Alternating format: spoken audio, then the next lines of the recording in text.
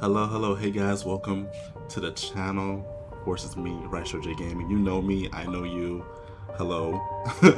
Welcome to the video. So we're gonna be playing, this game's called Tiny Bunny. It was recommended to me by a friend, so I'm just like, alright, let's go ahead and let's go and get into this, you know. Hope you guys are all doing okay and great. It's almost Christmas, like literally a few days away from Christmas. It's crazy. It doesn't even feel like it's time for that yet, but it just feels like it's still November to me. But this is a visual novel. That means just reading in it. I don't like reading, but I'm gonna do my best since I heard it was scary. So hopefully, the scares of me getting scared potentially will be better than my reading. Alright. Let me just check the settings. This thing's turned all the way up too, so I'm probably gonna be talking loud because I can't hear myself. I can hear myself talking, but the music is really loud.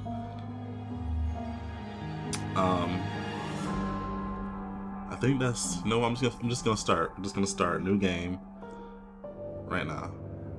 All right. I got some drink. I have some special drink in here. I got some water, hand sanitizer, you know, all that. Hey Sam. We also got good morning to both of you, Moto Quinn, Sam. How you guys doing? The wind crawled at my window all night long.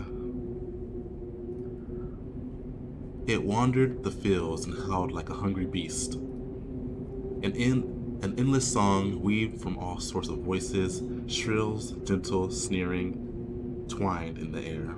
Probably said that correctly. They were shouting and laughing and arguing about something. Someone was running through the snow while casting long shadows that would occasionally creep close to my bed. Our house had a mind of its own, a creaky old mind of a building that seen a lot in its days, and was seemingly trying to share its wisdom with its inhabitants. The lonely house faced the forest. The dark green thicket gazed back with its hollow eyes, rustling, whistling, swaying back and forth. One could come out and stand on the edge of the forest to reassure themselves there was nobody behind the crooked trees. Fuzzy silhouettes swaying in the wind couldn't possibly do any harm. It's just a play of the light and shadow. I say it together, but yeah, I don't know who's watching. You know, it could be both of you watching at the same time. But yes, Moto. Just a play. I knew it was just my imagination. I was already 12 after all. Still. And you kind of see like a picture of a fox back here. True. Hey, put away your books. How many times have I told you not to read at the table? It's bad for your health. Look at how slouched you are. Okay, wait, so who am I? I don't know, but look at, okay. What's this? This is for settings, I don't want that. I'm just trying to learn. It says we can hide. Oh, we have to hide the book. Okay, I see. Okay, let me just investigate. Hide the book. I didn't protest and put the book about Conan the Barbarian aside. I didn't protest. Okay, am I this guy? Is this me? I was stuck on a line I couldn't understand after reading it 3 times anyways. Olia had already finished her breakfast and was munching on some cookies. She was so enthusiastic. She almost looked like a typical girl from commercials. You're not going anywhere until you finish all of it. I, on the other hand, was still trying to drill a hole into the plate with my eyes as it would make the porch disappear. Yo, hello, good morning, Cameron. Hazy anxiousness welled up inside of me, all because of the previous sleepless night, the black forest around the house, and the gloomy wind. The longer I waited, the colder the lumpy white substance became. Gross. It looked like a jellyfish from the Costian Odyssey. I love that show. I was wondering how horrifying the bottom of the ocean is. I wonder. I'd be adding words. Don't mind me. Or how cold the Black Forest is at night. I got my glasses on. The spoon fell out of my hand. Mom showered me with a cold gaze from her green eyes. What did I say? I'll get it. My name is Anton. Or, yeah, Anton? Anton, yeah. I had 10 seconds to catch my breath before battling that nasty porridge once again. I felt around for the spoon. What is this? Carved on the other side of the table. Karina. Is that really a R? Oh, you know what? I forgot. It's a different language. Duh. Karina. Hey, that's my mom's name. I guess she carved this out with something pointy when she was little. She sure was a rascal, damaging the furniture like that. She would scold me for a week if I did something similar, though. Should I remind her about it? Nah, she's been in a bad mood lately. I imagine her being my age, sitting under the test table.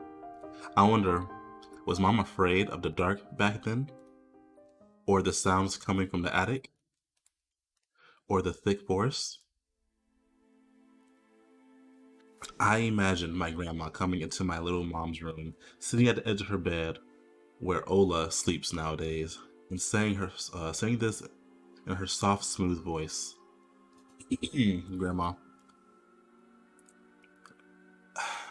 Grandma voice. Tiger. I'm done. Tiger is a special place, little girl. It's watching you closely, sniffing you out. I was gonna try, but trying to discern what kind of beast you are. I can't do Oli.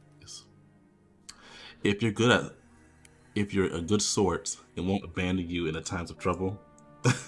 But if you're a bad apple, it'll grab you by the side and drag you under the ground. And that would be it.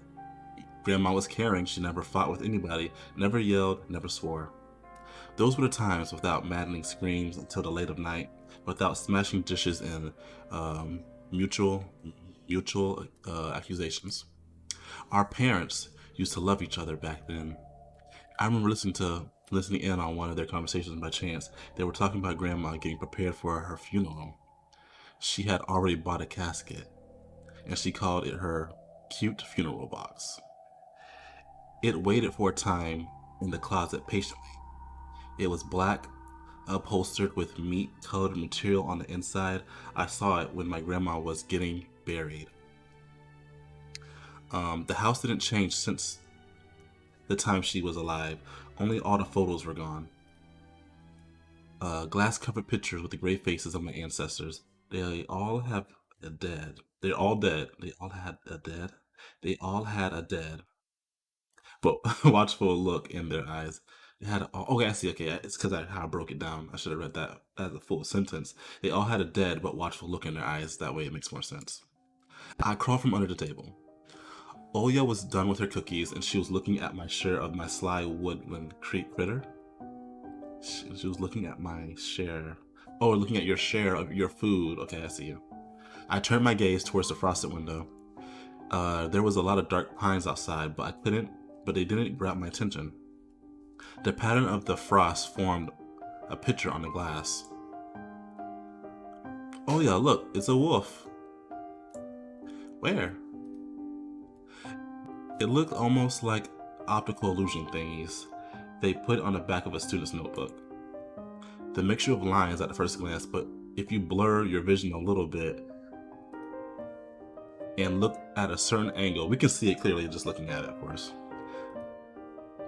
That's cool though. Not outside, on the window.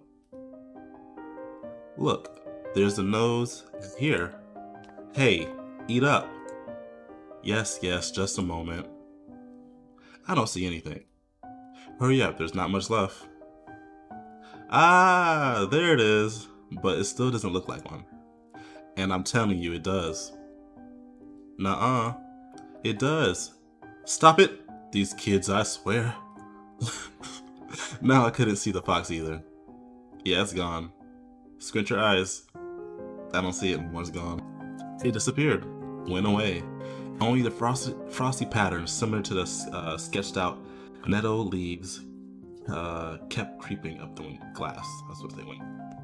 Who's this? My dad entered the kitchen with a long, measured steps. I want to have a beard like his when I grow up. It has a nice looking beard. Mom would always ask jokingly, "Come on, shave it off. It stings." This was so long ago.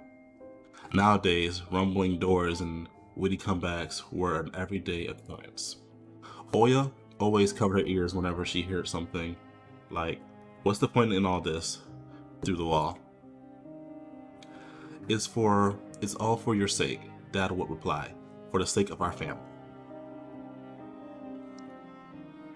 I always caught every sound in fear of hearing the most dreaded, deadliest words that started with a D. D-I-V-O? Oh. I don't even want to finish it. It was scary to imagine that me and my little sister could be torn apart and taken into two different families. Oh yeah. Anyways, your fox is nothing. I have an owl on my window. You and your owl talk again? You said you believed me just yesterday. Has anybody seen my car keys? I remember leaving them on the windowsill. Right. Maybe you did. Maybe not. You're a grown man, a father too, and still. Karina, please stop. Just let me get ready in peace. Your keys are in a basket near the phone. Well, thank you very much. Anton, stop making a martyr out of yourself and finish eating already. And the owl? There was no owl. But there was one. It had giant glowing eyes.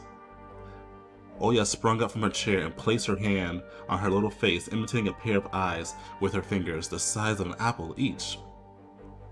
Last year you had Ba.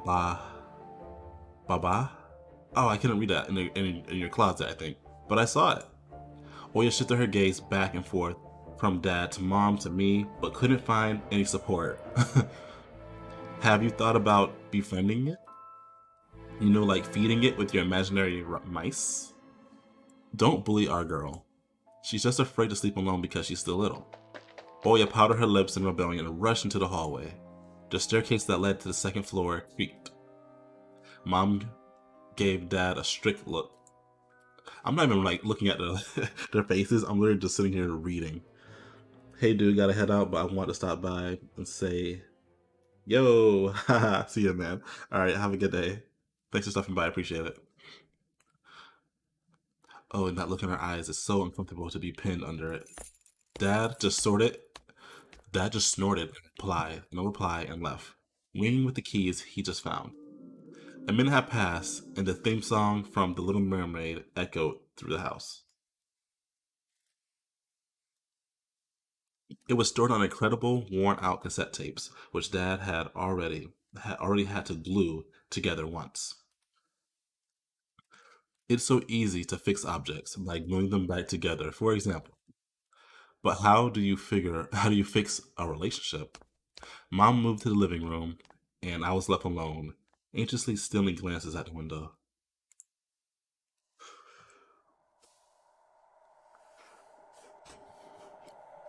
Olia had trouble sleeping ever since we moved to this house. Let's see if we get a screenshot.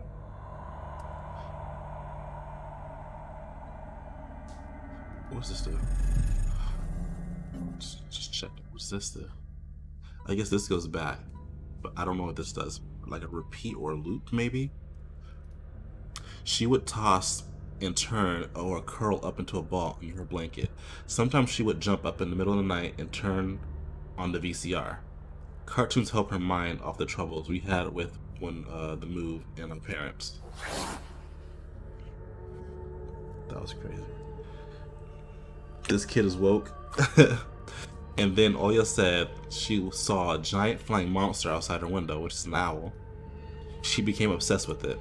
Our parents did everything in their power. They tried every little trick to get rid of those ridiculous fears. Oya refused to sleep alone and didn't believe that the owl was just one of her nightmares. After tonight, I wasn't sure what to make of my sister's words, what to think of it myself. Can nightmares be infectious? Just last night, I couldn't get a wink of sleep and ended up thinking of what to expect in my new school. There were a couple of days left before the beginning of a new term. My imagination drew long, twisting hallways that led to a classroom full of kids, but all the students behind their desks were simply dark figures, cutouts using a template.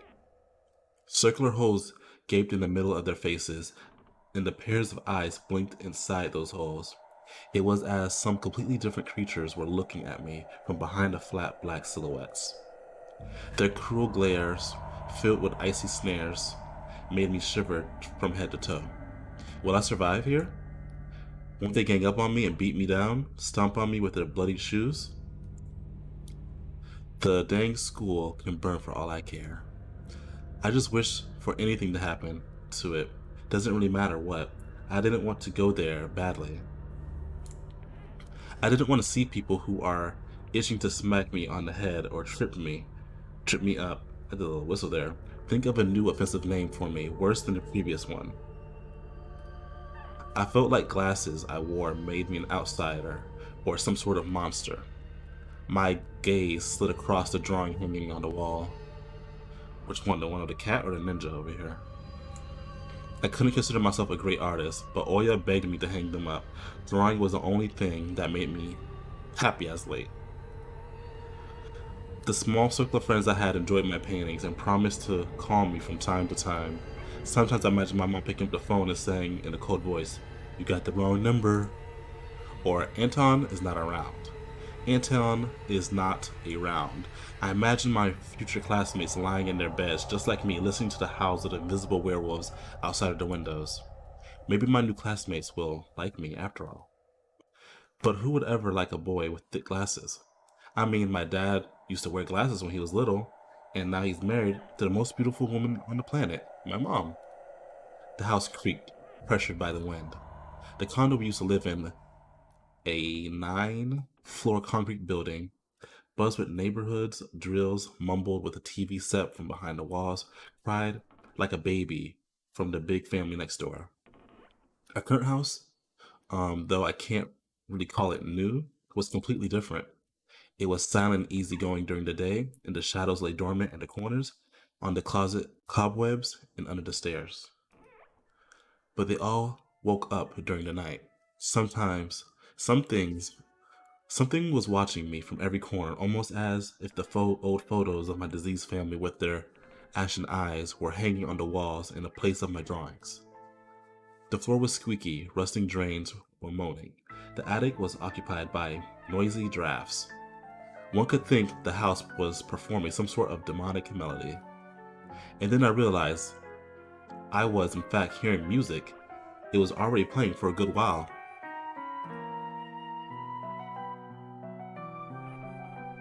Somewhere at the edge of my perception, I could hear a flute.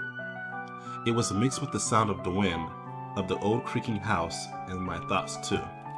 I stood up and rushed to the window. I wanted to reassure myself that the music was nothing more than a product of my imagination.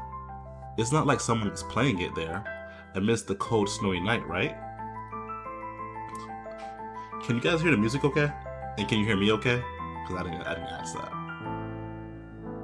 Because the music is getting hype.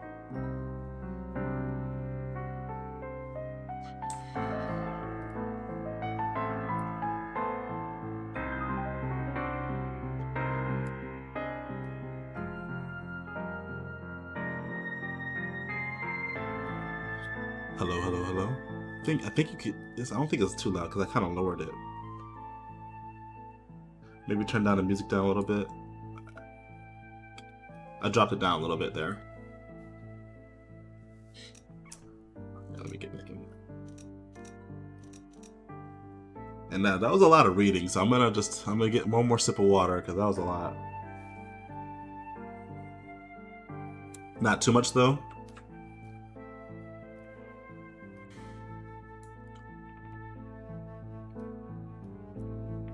I'm gonna put it on like -10 dB.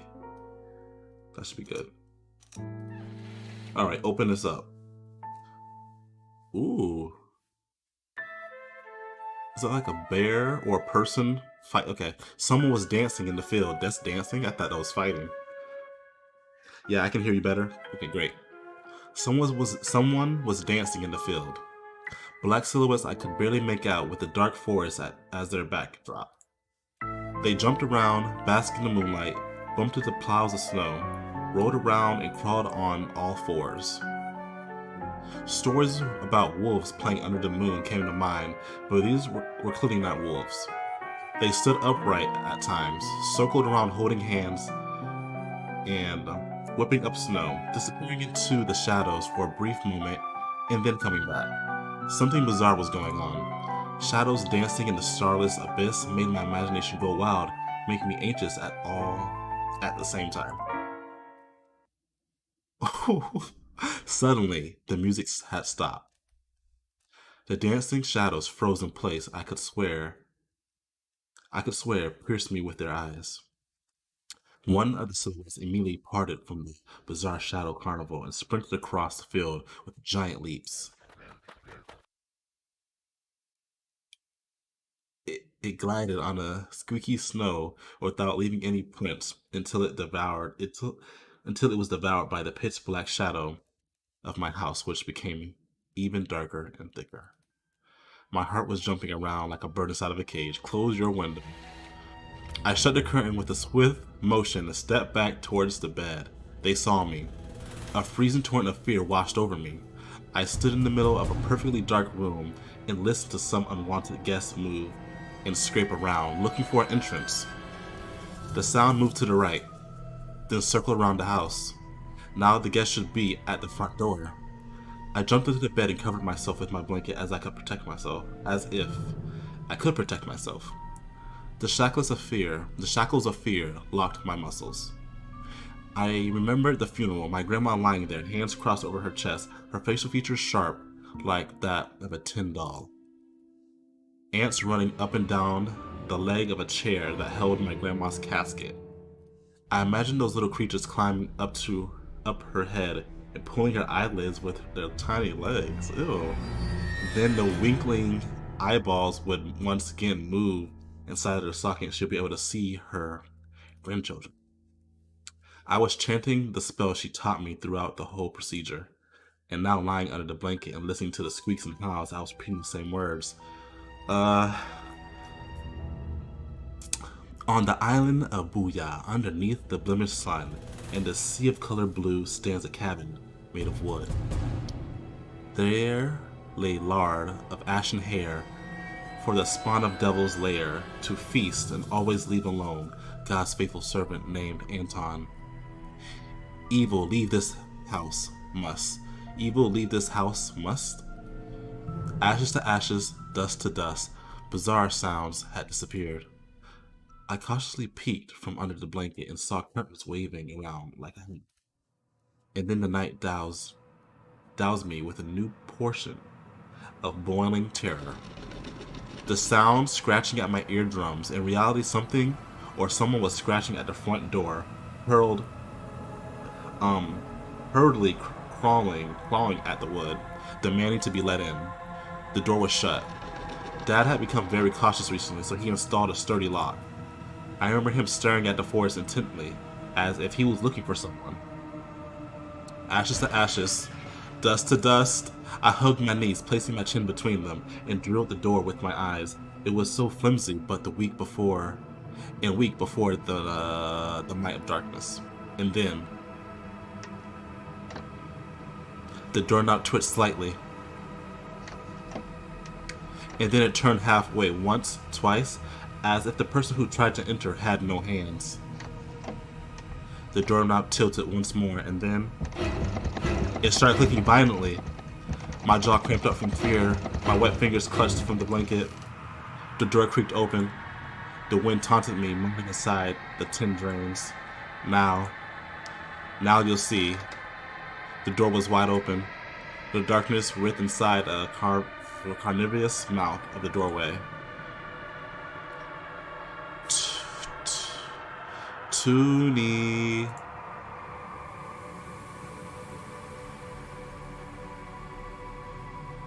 It was as the night itself was calling out to me, flapping its black wings and squeaking the rusty hinges. I was trembling, ensnared by the web of darkness that hung in the corners of my room, waiting for one who weaved it to come out of the gaping black hole. Toonie. I guess it's Toonie. Click. My abdomen tightened and my chest rose, ready to exhale a desperate scream. But before I was able to do anything, the darkness asked me, "Tony, you asleep?" My sister's pale face protruded from the thick shadows. I almost screamed from relief. "Oya, I'm not sleeping. Did something happen?" Oya frowned and stuck out her lower lip, a clear sign that she was about to cry. "It's there again, staring at me." "Shoo her away, Tony, please." "I'm so scared." The fear that was tormenting me just a minute ago crawled away and hid somewhere in my stomach. I needed to calm Oil down. Oil. "It was just a dream. Silly. Don't be scared. Dreams don't bite. No one's going to harm you." Oya sobbed. She was trying her best to believe in me. But was I sure of myself? "I have an idea. Let's go to your room and watch the video, Sleeping Beauty, for example. You like that cartoon, don't you?" "Why does the Sleeping Beauty have a prince and I have a scary bird?" The question took me by surprise. "Alright, let's watch Cinderella." My thoughts became tangled, fuzzy. What was that? What studied me with the eyes while dancing feverishly under the moon? The darkness was clinging to the window, and I couldn't be fooled by Grandma's old chant. And it couldn't be fooled. It could be satisfied with fear of lard and long ashen hair. "Tony, you coming?" Yes, just a moment."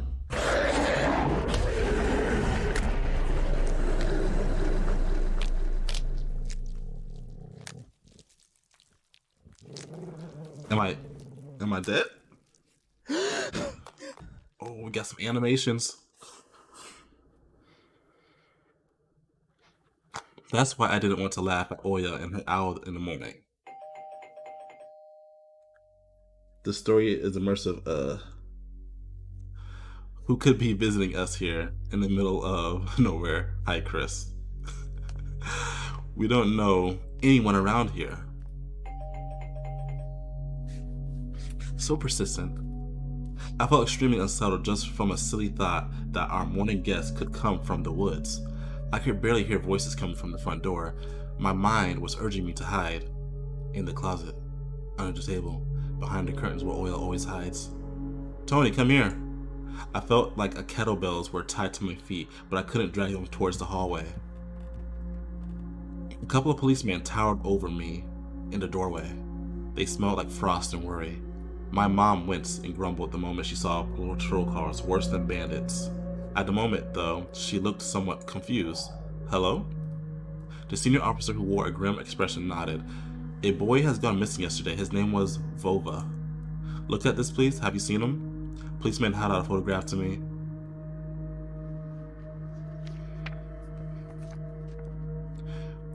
There was a ginger boy around the age of elementary school, pictured with the wall carpet as backdrop.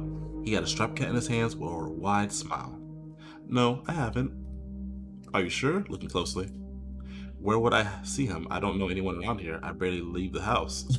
"Well, maybe you've seen him from the window." "That's right. Your window looks straight at the forest, don't they?" "The window." "No, I haven't seen anything." "I see." He sounded tired, but his stare was long and heavy and was full of, maybe it's his son, and was full of suspicion. I squirmed unwittingly under the weight of guilt which his giant shadow cast over me. The police finally tore his eyes from me and glanced over to the hallway stairs and the cracks in the ceilings, which I haven't noticed before for some reason. "How did you like the new place, by the way? Getting used to it?" Bit by bit. It's just our little daughter misses the city a lot." "Misses the city, huh? Have the locals been treating you well?" "Yes, everything is alright, thank you." The policeman pierced through me one more time with his gray eyes. My head started spinning. Can I help you somehow?" asked them with a shaky voice to look at like a polite boy and to end his unpleasant conversation sooner. Now that I think about it, you look just like one of my nephews, little fella. He's a witty boy around your age, wears the same type of goggles, haha, always engrossed in reading those mystery novels. Told me he wants to enroll in police school when his family visits this summer. Want to help out other people just like me, you see? I felt uncomfortable as if the distant relative and the police officer stood before me. You know what? Little boys like you should stay home, stay away from trouble. The times have changed so much. Mom interjected in a cold voice. You don't say. And well then, I said, what grade are you in, Tony boy? 6. Have you made any friends here so far? Not yet. I'll be going to school for the first time after the break. Then I'll leave you my number just in case. Call me if you have any new info. The police were gone, with their shadows, the smell of cheap cologne, and a photo of a smiling boy. His face still stood before my eyes. I wonder what it's like for him being all alone there. For some reason, I thought of the forest swaying in the wind. What did this poor parent feel? And what would my parents do if I got missing? Would they cry and thrash around hysterically? Or would they accuse each other like they always do and forget about me eventually? Mom, this Vova, did he go missing in our forest? Seems like it, poor child. I looked out the window at the road. The police UAZ drove off towards the village. The officer's nephew came to mind when he was splitting off the old paint from the windowsill. I remembered all the teenage mystery novels from the Black Kitty series I've read this summer. Your average boy and girls investigate all sorts of mysteries there. They look for clues, spied on suspicious people, and after a set of amazing adventures, bam, solved any complicated case.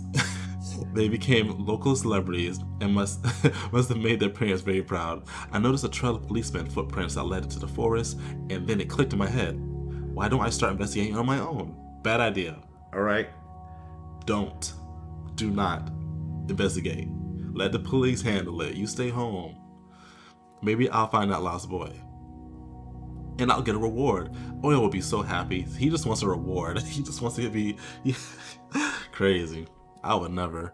And not only Oil, Mom and Dad too. Maybe they'll even forget about divorce for a while. Maybe I'll even save from the D word. Okay, I keep thinking like, what's he talking about? I fantasize about buying Oya, a Tamagotchi, and getting a cassette player and a bunch of tapes for myself. And a whole box of Kinder Surprise. I don't know what that is. When was the last time my parents bought us any toys? Last autumn, I think my dad lost his job at the time. There was an annoying song about it. I had a little to no idea what the accountant's job like. They count money, I think. Neighbors used to envy us, but nowadays, Mom and Dad barely have money to afford sweets, and Dad would always divide a single chocolate bar between me and Oya. Sometimes I gave him my share too. No matter how much I wanted to eat sweets, she's still just a pipsqueak. I couldn't wait to go out looking for clues. I'm going outside. Yeah, right. You want the police to go around with your photograph next? That's what I'm talking about. The forest is so thick. What if that boy got snatched up by animals or something even worse? Even worse echoed through the hallway. I won't go far. I'll stay from the forest. Did you hear what I said? Or should I repeat myself again? Better go pack your school bag or play with Oya. The sounds of splashing water came from the kitchen. It meant that the argument was over and Mom had the last word. Kinder Surprise is a little... Oh! The Kinder Surprise is the little chocolate egg with the toy inside. Alright, so we got some controls. What does this I mean? I don't know.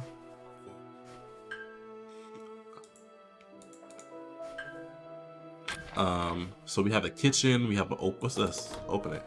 A dark stuffy closet. Mom says it smells like mice, but how would she know their smell? She hates when I stick my nose in there. She's afraid I'll cut myself on a sharply fresh axe, and Oyo can't even be lured close to it. She thinks Baba is living there. I tried to help her fight her fears once to open the door, and she turned on the and turned on a dim lamp so she could see there's nothing in the but cobwebs, dabs tools, and scratched walls, she still didn't believe me. And I liked to hide in this closet to listen to Oya outside. 1, 2, 3, better hide from me. 1, 2, 3, better hide from me. And then dragged her feet on the creaking floorboards, hoping she wouldn't need to look for me in the cramped monster's den. Okay, we have the kitchen, the front yard. The Cross had seen so many people come and go in this house. It was black from the absorbed all the human sins from the long years. It was hanging under the ceiling. After Grandma died, Mom was going to take it off and hang it a horseshoe in its place as a lucky charm, but she cut herself with the cross sharp corner and almost fell from the stepladder. Dad caught the sign from above and ordered the cross to be left alone in its rightful place. Front yard, let's click on it. Anton, I'll whip you if you make a single step out that door. Hey, okay. Let's get to the kitchen. We can turn back. What's this? That's the door. Oh, you click that and it shows you what you can look at. Okay. There's plenty of things we can look at. Click it again. Let's look at the day. The decrepit and stain-covered calendar was once my favorite form of entertainment in Grandma's house. I remember waking up to running to the kitchen so I could tear off yesterday's leaf first thing in the morning, as the coming day would get closer for Taiga Forest without helping. One day closer to New Year's, one day closer to Grandma's funeral. Oh, I haven't touched that calendar for this year now. Since the time they started writing dark and spooky death chants, that only made me gloomy instead of funny proverbs and superstitions, to be exact. I grabbed a dusty calendar leaf with caution and tore it off effortlessly. Sadly, the spooky descriptions from my childhood were still there. 7 horses carry the log. If 7 can't carry, bring an 8th from a fairy. They will take it away and never come back. This is the fate of the log. Cannot escape. I crumbled the gray leaf and threw it into the waste bin, hoping to get rid of the anxiousness that washed over me. It was spreading inside me like the ink stain on a blotting paper. Radio. Let me do my radio voice. Emercom of Russia has declared state of emergency due to the adverse weather conditions. According to the weather forecast, a cyclone is moving towards the region. Expect heavy snowfall, blizzards, snowdrift on the road. Keep your eyes open and take care of yourself. Newspaper. I took a peep at my mom's cross where she would get very angry, I can't even say that word correctly, when someone gave her advice. So me and Dad faked knowing the answer and being able to reveal it at all time. I smiled at the fleeting thought. Vertical 9 letters, the name of a Philistine deity that protected them from viper bites and had the nickname Lord of the Flies. Second letter is E. I sure don't know what that is. We can look at something else up here. There's some pictures up here. Are these his drawings or something? There's something here too. The side of an ocean freezer was checkered with the child's drawing, Mama's recipes, and all kinds of stickers and bubble gum with dinosaurs that Olga liked so much. Along with a still life picture that hung a piece of ruled paper with a phone number from the police officer who visited. Okay. First Lieutenant Tikhovnov. I read inside my mind, looking for the officer's sprawled handwriting. The scrap of paper was held by 2 pieces of broken magnets with some old Soviet toy, and those pieces just barely covered up the numbers as it taunted me.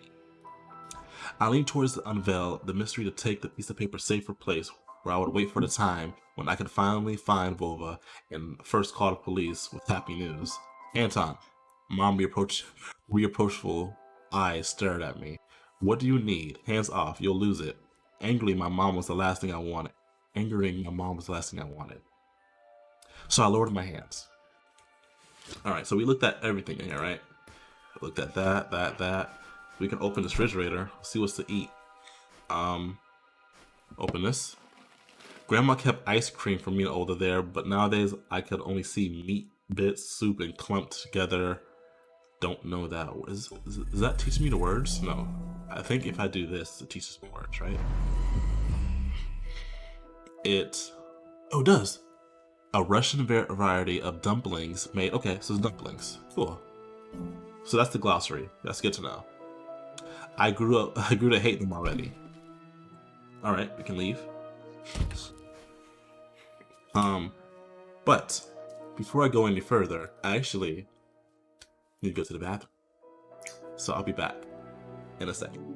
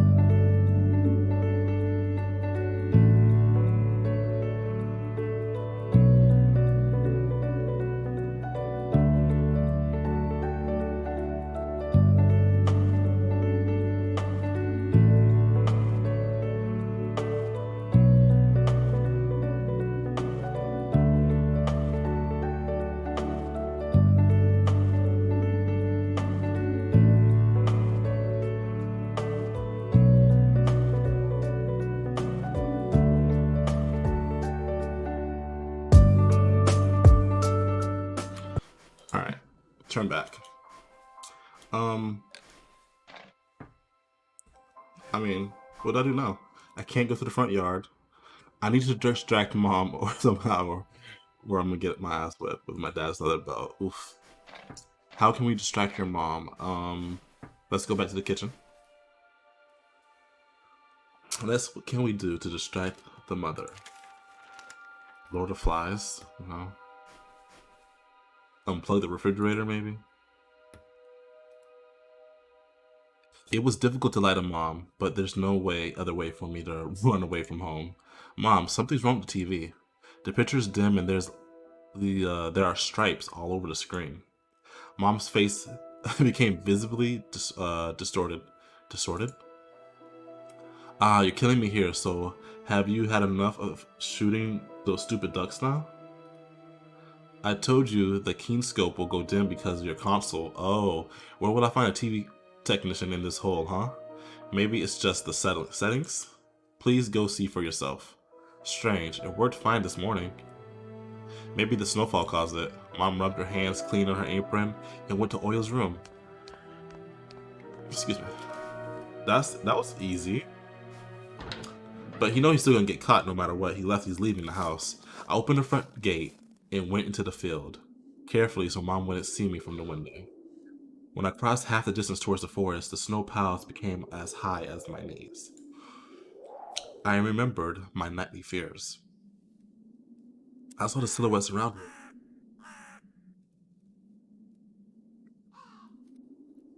They were jumping around, holding hands.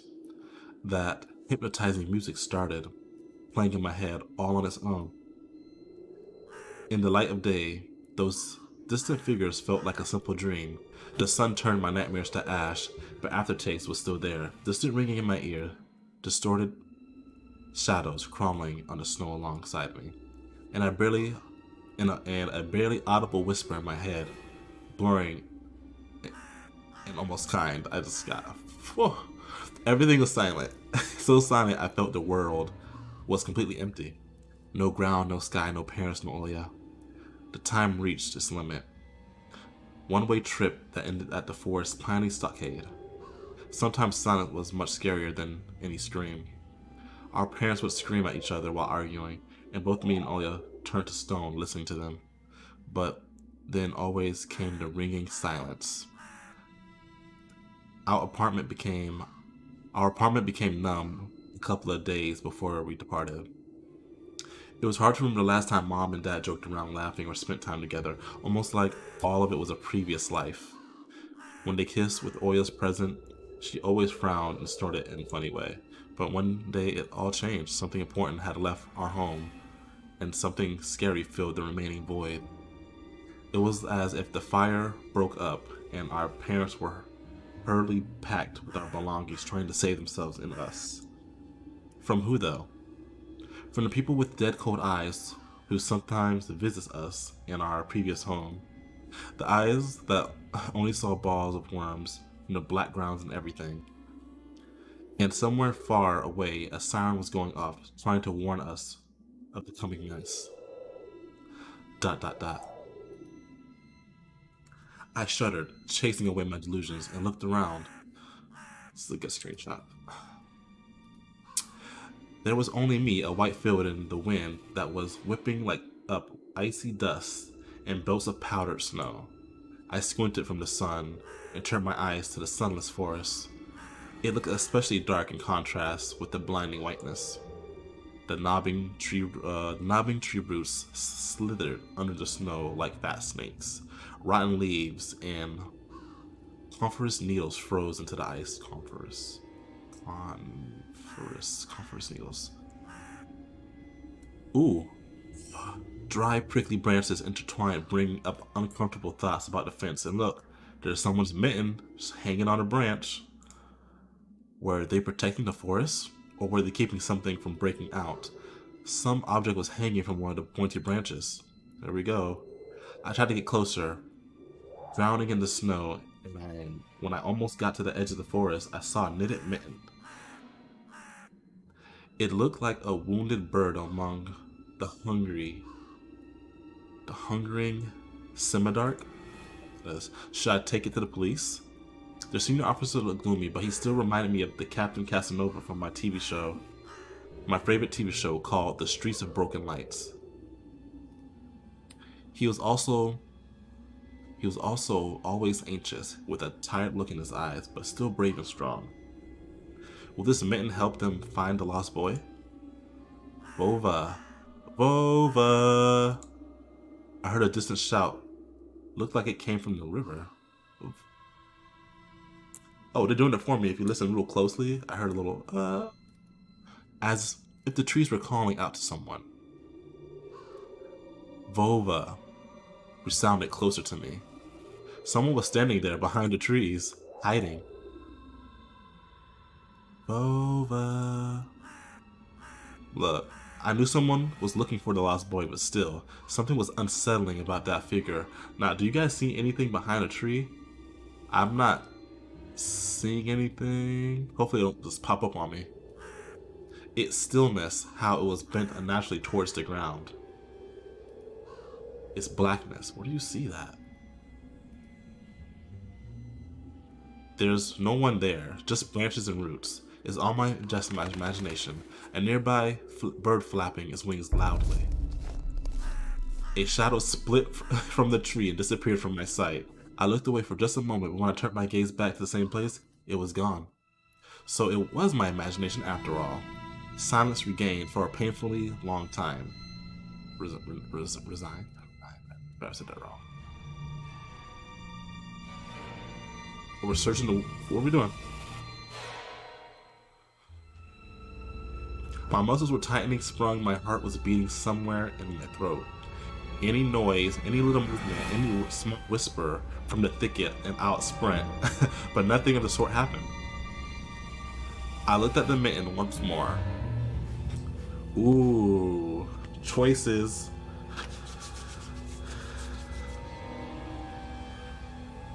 I, personally, I'm running away back into my home. But I got this for you. The people that are here, I'm gonna count to 5. I'm gonna count to 10. And I'm gonna let you decide. And if no one says anything in 10 seconds from when I count, then I'm just gonna pick something I saw. I'm gonna start counting now. In my head.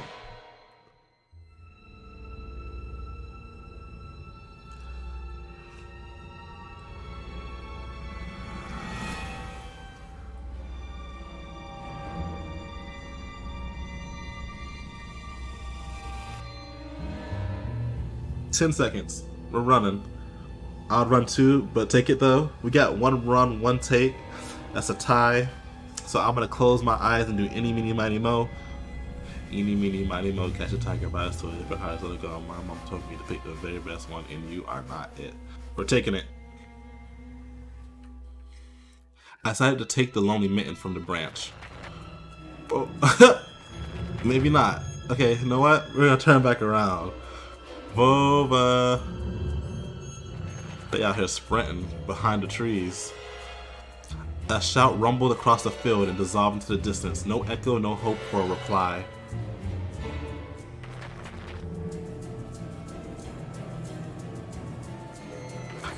Am I supposed to be go taking it? Oh, I stepped towards the bristly tree and tried to claim my find.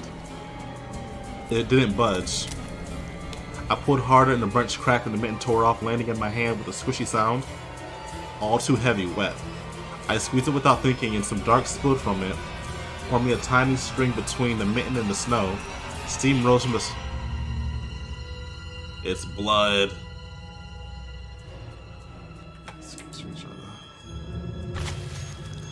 I froze in place, studying the palms in disgust. Red. The sound of cracking branches invaded the silence. I didn't have to think twice before running away. Run!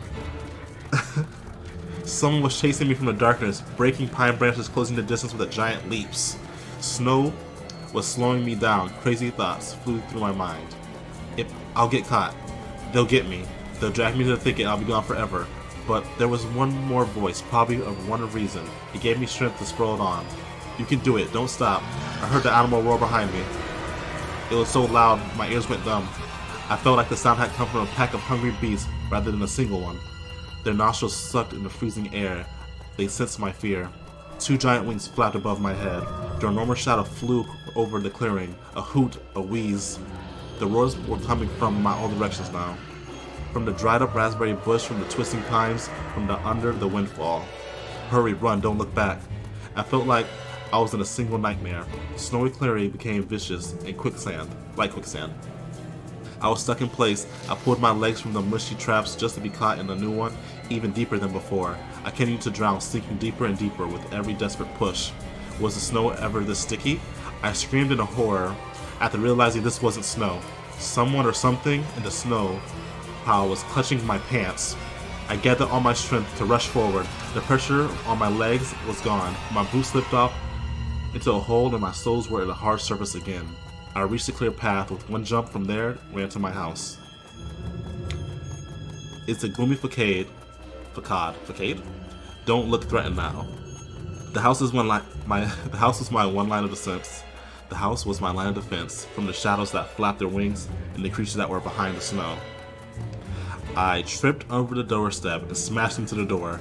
In all my hurry, I still managed to notice the claw marks, as if a dog was striking the wood with its paws, demanding to be let in from a cold escape. I hadn't noticed these marks when I was leaving. The heartbeat in my ear was louder than surroundings. I couldn't hear whether someone was following me or not. What if they're already at the front yard and Mom has locked the door? Drowning in fear, I pulled the doorknob and obediently gave away. I rolled into the hallway and shut the door behind me. Where am I? Hey, dude. You're one step away from 700. Hey, thanks for letting me know. That's dope.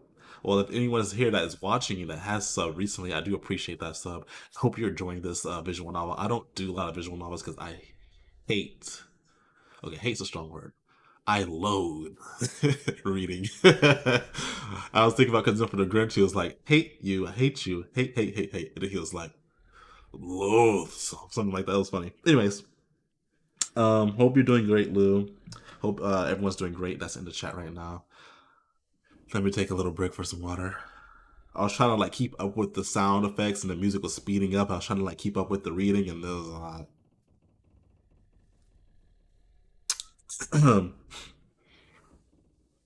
Porch planks creaked as my pursuers ascended the stairs. My fingers slipped off the lock. I couldn't click it into place. I gritted my teeth and pulled on the iron hard. I gritted my teeth and pulled hard on the iron knob, whipping it between the boards. I started blinking. Blankly? I stared blankly at the door.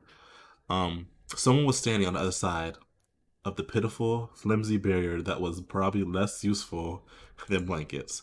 Wheezing breath reached into the house and crashed at me in waves. It smelled of pine and sweat. Mom peeked out the kitchen and chastened me with the same frigid voice she always used when talking to Dad. What exactly didn't you understand when I told you to never slam the door? I didn't mean to. I stuck a glance at the door. The smell was gone, and the breath was too. If there was someone in that first place, if there was someone in the first place, of course. Here, a mere 5 meters away from Mom, my fear was slowly weakened, melting like snow in the spring, and with it, the last bit of strength I had in my body too. My legs gave away. I propped myself against the wall so I wouldn't fall over. Mom's expression had changed immediately. The cold mass of strictness and detachment was gone. Mom looked the same as before all those quarrels. She finally saw my condition, my wet pants plastered in snow. Where have you been? What did I tell you, huh? I told you to stay home. Am I nothing to you? I got afraid she would cry. I reached out to her like I was little and I wanted her to cuddle me. But Mom regained composure fast and put on her usual face. Her eyes shined with steel. Her voice rang out. Your dad can't find his cigarettes. Be honest, did you snatch them? Were you smoking in secret? There was someone chasing me, I thought. Um, doing good, just get done with them errands and chilling. Redeem goofy laugh. That's not how it works on YouTube. I stuttered as soon as I started explaining myself. Tears welled up in my eyes. Mom leaned towards me and sniffed my clothes like a beast, searching for the smell of tobacco. Then she squinted her eyes in suspicion and looked into the front yard. Her expression changed in an instant when she covered her mouth with her hand. Look over there at the fence. My heart started thumping in the prey, as if my prey once again and my pursuer were following me in the field.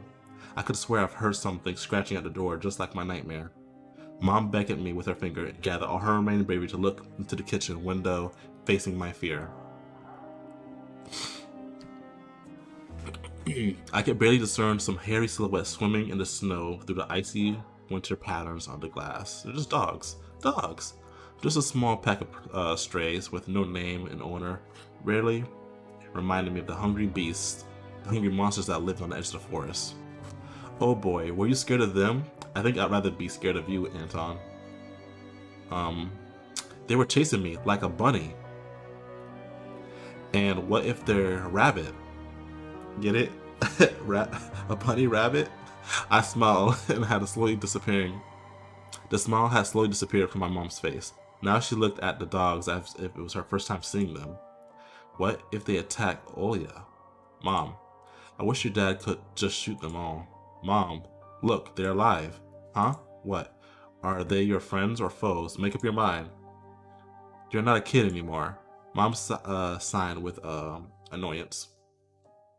And I felt so bitter that I bit my lower lip and fixed my gaze on the cobweb-ridden corner. Well, some detective I am. In reality, I wasn't risking my life among the monsters, but rather my pants among a pack of stupid strays. And what for? What use do I have for this? Mitten. What? Can y'all see? What happened? I don't know what to do. Ignore?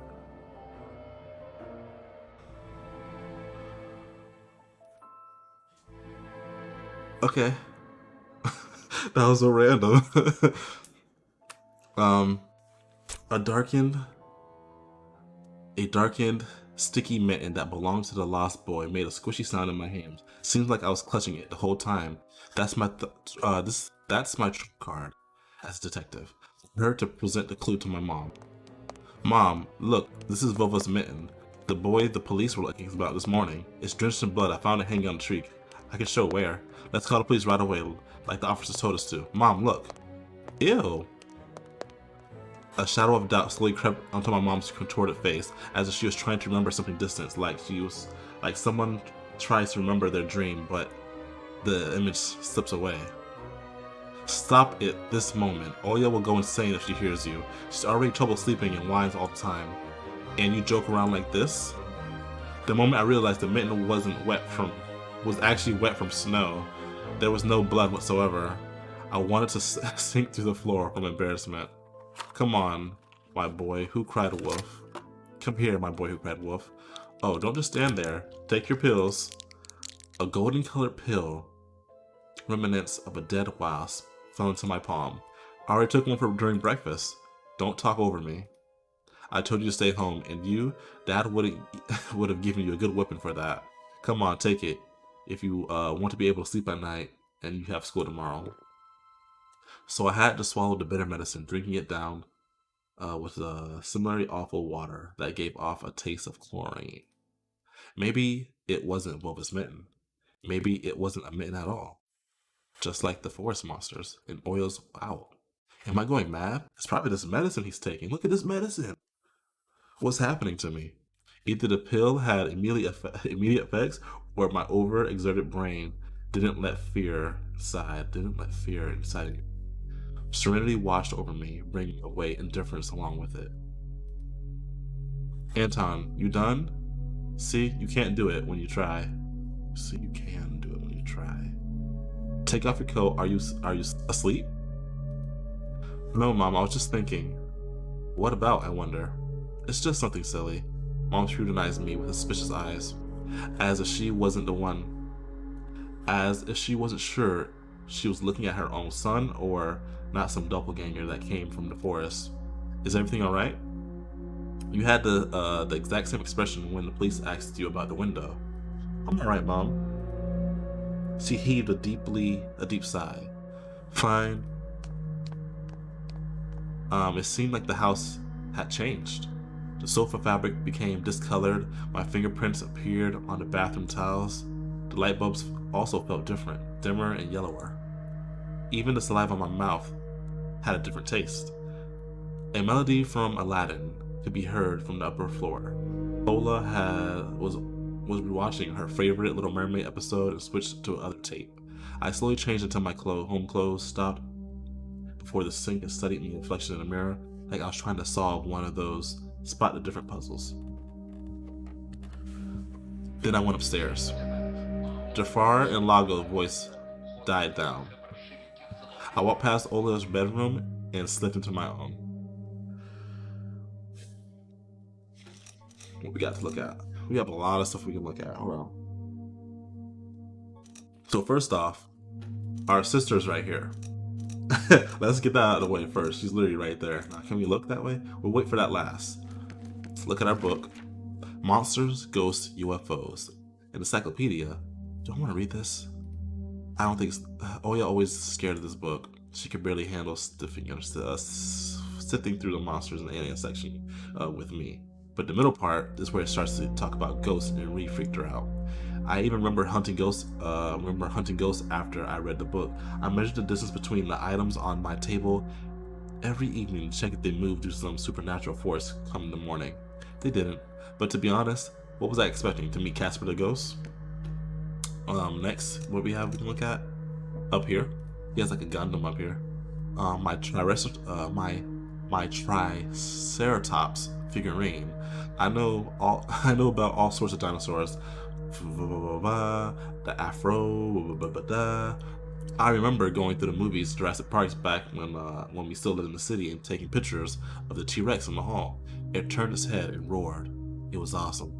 And next to it was a robot tech transformer. I love this cartoon. I said it was what did I say? Did I say like Gundam or something? When a jet fighter speeds up in the intro among the sound of blaster fires, you know your next 20 minutes is gonna be amazing. Zentretta space station is captured, Rick. Get ready for battle. Next. I've dreamt of becoming an artist since Dad bought me to the first comic book. Fly. Fly is a comic book. Let's see what the Fly book's about. Hold on. Let's see what it's talking about. The first Soviet Russia adult comic magazine. Popular, crazy 90s. Okay, use materials from foreign counterparts. Okay. I started drawing all kinds of things since that day, and I'm pretty good at it. One of my letters even got published in Fly once. Maybe someday I'll publish my comic. Cool. That's cool. Let's look at this. I think I did this right. Did I just do this? I just did that. Let's open this up. One of the drawers was empty. I hit the mitten there. Run for your life. This simple action drained the last bit of strength from me. It really did. I sat on the bed, and only then I noticed there was someone behind the curtain. My tired hand dropped from the sheets. Whether it was due to the medication I took from the stress I underwent, the room became to contort as if the wind was blowing the walls out like a pair of sails. The room corners bent and undulated. The only stable thing in the room was the figure between the windowsill and then the curtain. A flimsy piece of cloth was stuck to my hidden visitor, just like a saving of sort. Oya? Who else would be standing there? I stood up and licked my dried lips. Yeah, Oya, it's so funny. The silhouette was unmoving. It was enveloped softly by the curtains, as if there was a thick layer of darkness there, not a human being. I reached towards the curtains, but beat my heart, controlled by medication. The wind sang in the field with a chorus of voices. For a second, I wanted to return to bed and just lie down and watch the person behind the curtain, knowing full well they were looking back at me. Looking without blinking, waiting for me to fall asleep. Plastic rings rustled against the holder when I pulled open the curtain. Gotcha! I knew it was you from the beginning. A blindingly bright halo lit above Oya's head with the setting sun as the background. My sister was shiny. When she was just a baby, Dad used to say she was shiny with happiness. I always retorted, but Dad, she's not some flashlight. But I brought her to the window one day, and the sunlight poured on her smiley face. I felt like I was holding a child woven from light. I saw everything. Oh, really? What did you hide? She was just like Mom when she was little, before she put on her sad face of tiredness and switched to her commanding tone voice. It's nothing, just Oya ran to the table with her eyes round and asked, You stole something and hid it there. Are you a thief? What? Don't be stupid. I don't steal anything. The clear image came to mind, that mitten hanging from the tree branch. What if I did steal after all? From the forest, from the tilted figure standing behind the black trees. Oya could be selfish and stubborn when she wanted. Then show me. Swear that you won't tell anyone? Then I'll show you. Oya wore a plotting face, a plotting smile. I swore on Mom's heart. An oath she heard from the movie Pioneers we've watched. Don't say things like that. Oya nodded and made a gesture with her hands, locking her mouth with an imaginary key. Alright. She was filled with curiosity and then her splashing her giant eyes. I opened the drawer and Oya leaned in, holding her breath. It looked like there was not a simple mitten, but some sort of exotic critter. Is this someone's mitten? She said that as she couldn't understand what she saw. A certain boy lost it, and I got lost myself. I read that wrong. Can you go back? Oh, you can. Backlog, cool. A certain boy lost it and got himself lost. Now, do you understand how dangerous it is for kids to wander into the forest, right? He must be really cold out there.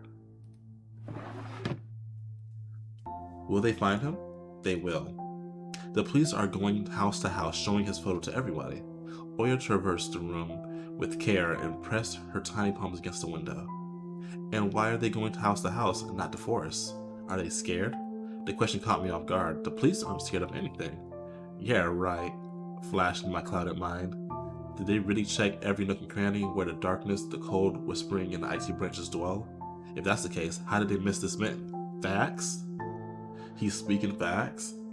Why is there a mint? How did they not see a mint that was clearly there, right? That means they're not searching. Anyways, or did it appear later for me? I changed the topic, as if trying to get Oya as far away as possible from the forest thicket. We may get a reward if I go and find this boy myself. A lot of stuff, like the Fields of Wonder. Sounds cool. I don't know what that is yet. Let me read that. Hold on. Field of Wonders, a Soviet and Russia TV game show still running to the day. Coming out every Friday, can be described as Wheel of Fortune. Okay. Oya wasn't listening. She was piercing the forest with incredible adult eyes uncharacteristic of her. What if the owl got him? Nonsense, an owl won't be able to lift a human. But you know what? I was picking my words with utmost care. I forced them out of my overexerted brain. Stay away from the forest. I think it's how I should put it. It's cursed or something. Just like a fairy tale? No, not like that. More like that spooky tape Mom and Dad are hiding from us. Oya shivered and stole a glance at the window. I saw you running away. Someone was chasing you. No, it was just I was hurrying back home so Mom wouldn't be worried. As I looked at my sister, my heart was tearing apart. She was so fragile. It was so easy to stifle her light. A gust of wind and her small fire would be gone. You're lucky. Mom wouldn't even let me go outside. I'm like a princess in the tower, can't go anywhere. I'll die from boredom here. You're wrong. No one has ever died from boredom. And you have me and your cartoons, and Mom and Dad will be a good teach others soon. You know what I wish for my next birthday? I wish Mom and Dad to turn into children so we could go play outside together like we used to. Oh. Yeah, and if you make them small as bugs, we could place them in a little box. Oya giggled and tugged at my sleeve. Tony, let's go watch Aladdin. Fatigue won over my desire to be my little sister. I washed over some of the heinous apathy. I'm too tired. I don't want to. Come on. It's so boring alone and Mom is always busy. We can pick a cartoon you haven't seen before. I know all our tapes by heart at this point. Not all of them. You haven't watched Peter Pan. Remember how you fell asleep in the middle of it?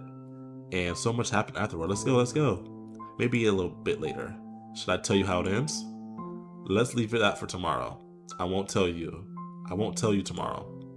I know, let's play hide and seek. No, Oya.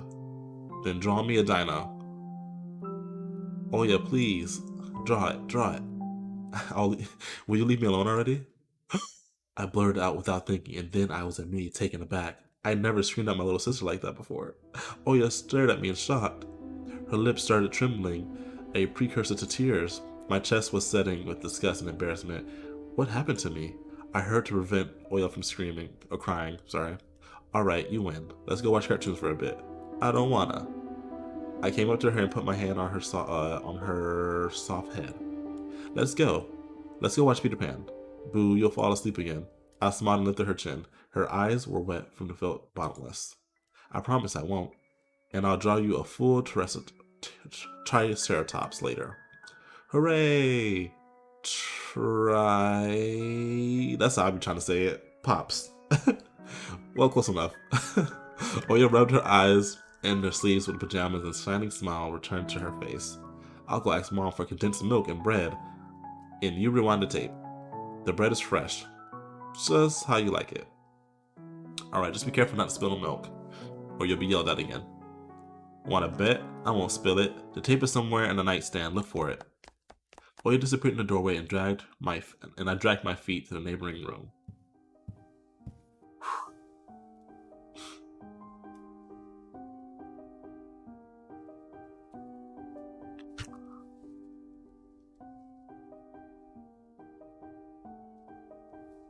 Alright, what we got here?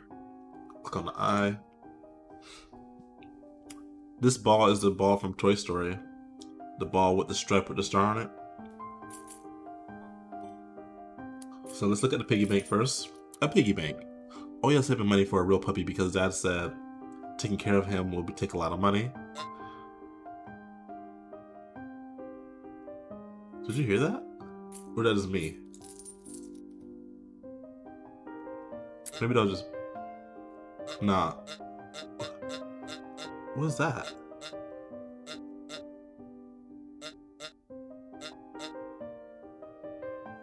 Huh.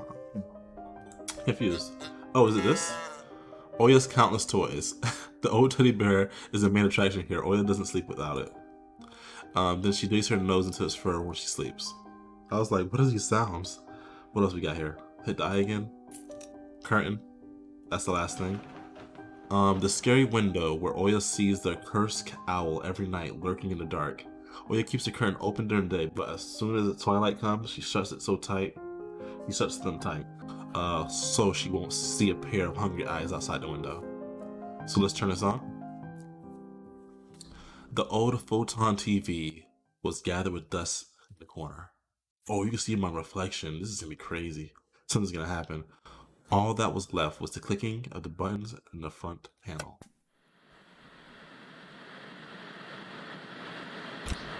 The tube warmed up of a familiar white noise started dancing on the black screen. I almost reached out to the VCR when the noise calmed down and a blurry image appeared for a moment. It was a dark taiga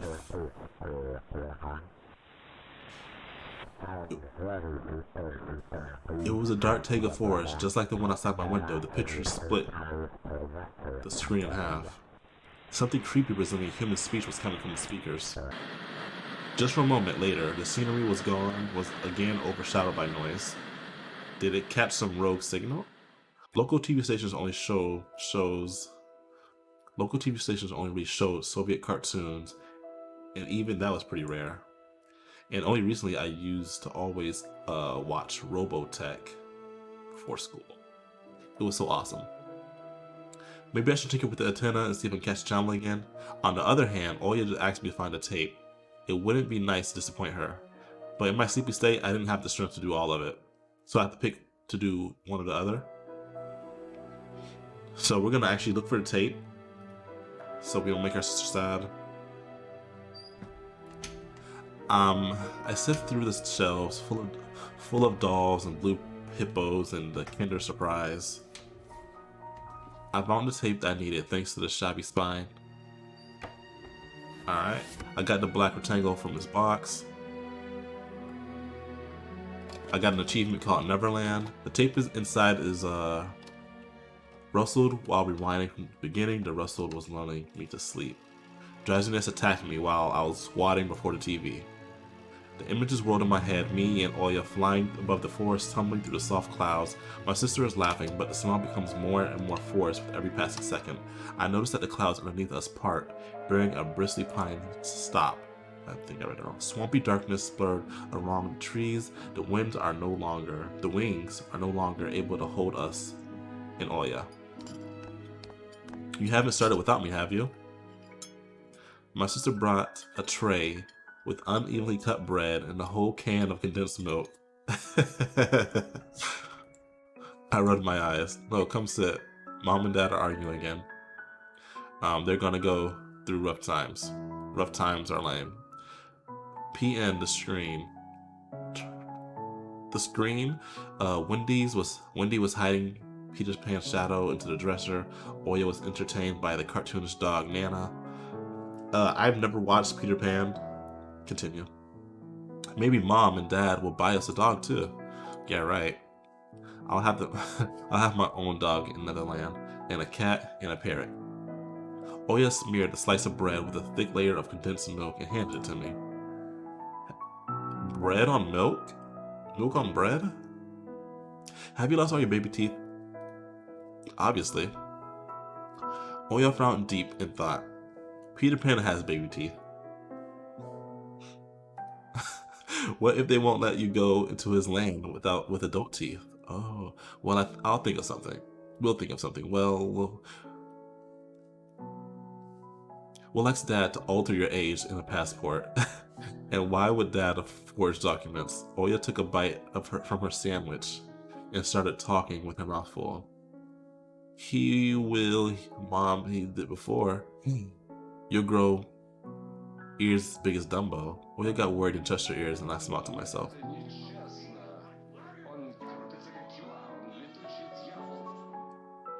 Sounds like a soggy mess. I've never heard of putting milk on bread, but today we will try it. Just for you. My little sister was silent now. She devoured her bread watching the adventures of Peter Pan, Tinkerbell, and James Hook. And as she got sucked into the fairy tale of Neverland, to be honest, I also imagined myself there. It's getting dark. In a land where one never ages, where no one argues over little things, where no one listens to the fights and the sounds of broken plates at night. It felt like I was dreaming with my eyes still open. Then my sister screamed, pulling me back to reality. Tony, shut the curtains fast. Why? No one's watching you. It's dark, and when it's dark, the owl comes. I'm scared. I got out of bed, fighting my drowsiness, and closed the curtains. Close. I did my best to not look outside, towards the treetops, towards the taiga forest, which seemingly drew closer and closer. Of course, it was just a visual effect from the shadows and branches scraping the snow. Condensed milk is like a thick cream more than liquid. Might be good though.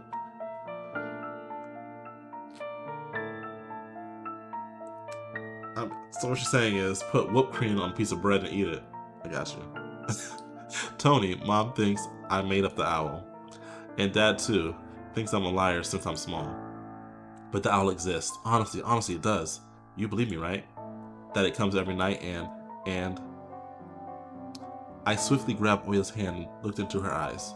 I was trying to transfer at least some of my courage and determination, but did I really have those qualities? Yes, I believe you're alright. Just don't nag our parents about it anymore. They're already dealing with a lot, so they'll just get mad at you. Come on and tell me if anything happens. And don't look out the window. But it wants me to look. Doesn't matter. Act like it doesn't exist and it never existed, like it's made up, just like Mom and Dad said. It'll get tired of waiting and fly away. Nah.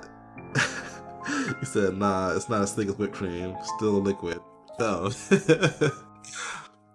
It was madness, but after everything that's happened recently, I was more inclined to believe Oya's owl existed. This is the most I've ever read in one day. Out loud. Like, out loud. Even in school, I never had to probably read out loud as long as I am reading out loud right now. Just saying. Okay. Whipped cream and toast, let's go. We followed Peter Pan's adventures as if nothing had happened, as the forest didn't kidnap kids, as our parents were tearing each other apart bit by bit. Captain Hook was running away from the crocodile. Captain Pan headed to London on a glided sailboat. By some miracle, I lasted longer than my little sister. Oya's eyelids started to drop. She started snorting slightly, resting her chin on the side of her bed. I stood up and left Oya's room. I was looking out the window, studying the field, when Mom peeked into my room. Enough playing around. It's your first day of school tomorrow. Go to bed. You should be sleeping properly. You don't want to be teased for being sleepy, right? And she's out. Adults think everything is so simple, as if sound sleep would ensure my classmates would like me. I covered myself with my blanket up to my neck and listened to the house humming, to something invisible rustling in the corner. My inner voice had questioned for me. Do I want to hear the mysterious flute again? Mysterious flute? Yes or no? Maybe it's just part of growing up, and I can't fully understand my own desires. The forest welled behind the barrier that was my walls. Some ethereal entity wandered the fields. Branches shook as they called for me. The wind howled on in the night. My thoughts were annoying flies that entered my head before becoming weak and tangled. I didn't notice how I fell into a slumber.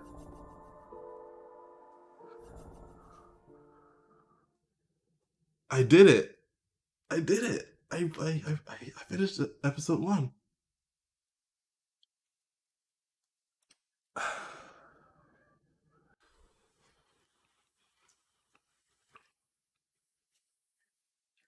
It says, thank you for completing episode 1 of Tiny Bunny. Did you enjoy it? Did you want to know what happens next? We're already working on a continuation of the story. GG's. Thank you. Whoop. I just want to point out that this owl was not here before. So let me take me a nice little a clean new picture right there. Wow.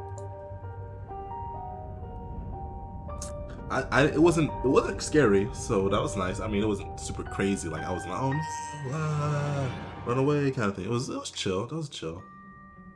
But yeah, that's basically it. That's what we're doing here today. Tiny Bunny. It took I read for a good hour and 30 minutes. That's crazy. Did the bunny have a jacket on at first? Yes. The bunny didn't have a jacket on. We didn't even see the bunny rabbit. The only thing that we saw that could have got me scared a little bit was the wolf that ran up on the screen real quick after the door closed, or that my sister left the room, and then the owl just attacked. Not the owl, the wolf just attacked. Then we just woke up and we're in the kitchen, so it was like I couldn't tell if that was real or fake. The character Anton, he's also taking medicine that could potentially be messing him up, or how's he gonna tell reality from dream, because that thing knocked him out. He was drowsy after he took it, so it's kind of crazy to see how that's gonna work out. So there's supposed to be 5 parts for this. That was part 1. That was a lot of reading. So much reading. But I guess when the other ones come out, I already played this one, so I guess I gotta continue the story whenever those come out. What else? That's it. So hopefully you guys enjoyed this. If you are new to the channel, first time seeing me, hello, welcome. Hit the subscribe button. Leave a comment, a like, share the video. And that's it. Yeah, I'm tired. I only slept like 4 hours, so I'm gonna probably take a nap, and I'll be back. I'll probably be streaming later tonight again on Twitch, playing some Outward. I've been enjoying that. It's really relaxing, actually. Besides the part when I'm dying, but yeah. So I will see you all in the next stream or video I do. So again, this is RyshouJ Gaming. Goodbye.